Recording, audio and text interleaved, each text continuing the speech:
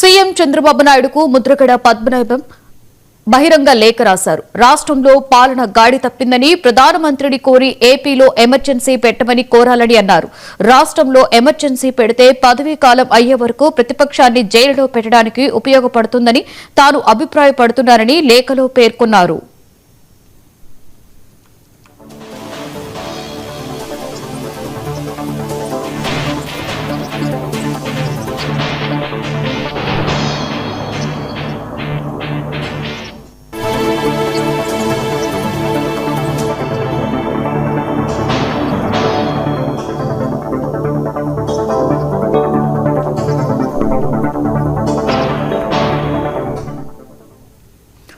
YCP నాయకులను అవమానించేలా వ్యవహరించడం ఎంతవరకు సమంజసమని ప్రశ్నించారు.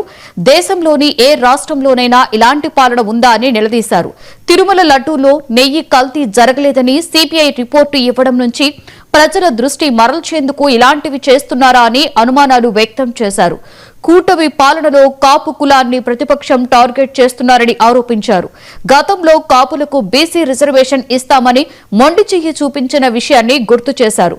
డిప్యూటీ సీఎం పవన్ కళ్యాణ్ మీద ప్రేమతో మాత్రమే టీడీపీకి మద్దతిస్తున్నారని ప్రకటించారు.